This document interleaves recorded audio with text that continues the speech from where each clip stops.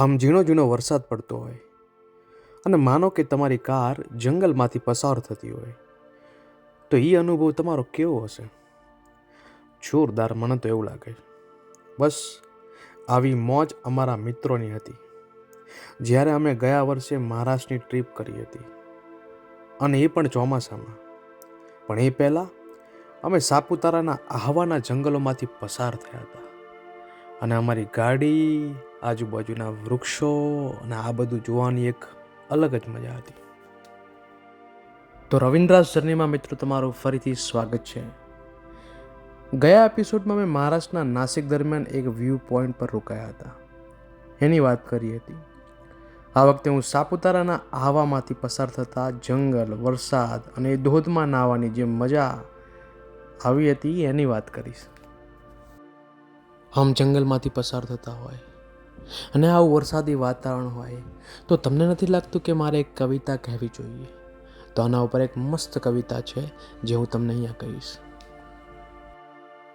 ચાલ એક આંટો બહાર મારી આવીએ, બંધનોથી મુક્ત આ હવાને માણી આવીએ.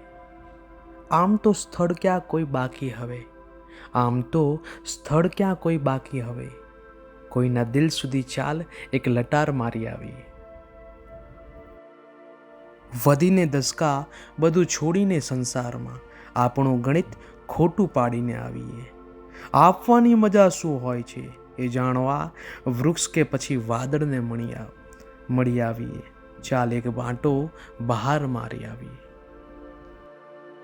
દોસ્ત, શબ્દોની સાધનામાં જો જિંદગી ઓછી પડી હોય ને તો નાની મોટી એક ભૂલ કરી આવીએ. ચાલ એક આંટો બહાર મારી આવીએ. હસ્તરેખા સુકાઈ જાય એ સારું નહીં, કોકના આંસુ લૂછી ચાલ એને પલાળી આવીએ. ચાલ દોસ્ત એક આંટો બહાર મારી આવીએ. સમય આવી ગયો છે હવે, પ્રાર્થનામાં હવે કશું જ માંગવું નથી.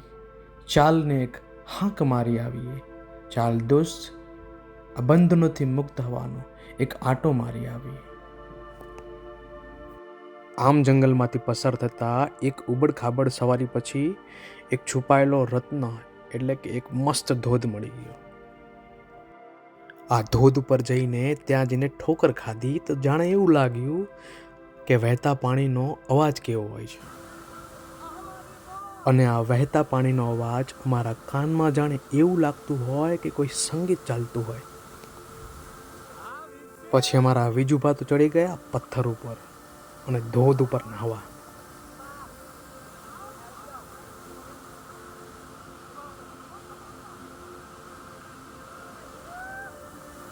પછી તો અમારા મિત્ર રાઠોડ સાહેબ ને દિનુભા આવી ગયા.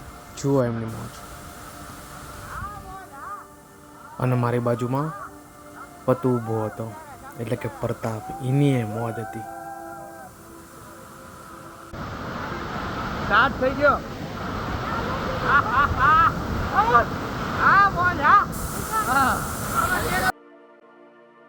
ખરેખર મિત્રો, ધોધમાં નાહવાની જે મજા આવી છે ને, વાત જવા દો. પછી તો અમે નીકળી ગયા આગળ. સમય પણ એવો હતો. તો મિત્રો, આપણે છીએ અત્યારે ડાંગના આહવામાં, અને અત્યારે એના નજારો, જોરદાર નજારો જોવો હોય ને તો જોઈ લો. ચારે બાજુ લીલોતરી લીલોતરી એન્ડ લીલોતરી, અને વચ્ચે અમારી ગાડી. અને આ મોજ છે ને ભાઈ? અરે એકદમ મોજ હો. પાછળ વાળાને થોડું પૂછવું પડશે. મોજ ને? બસ બસ. ત્યારે જો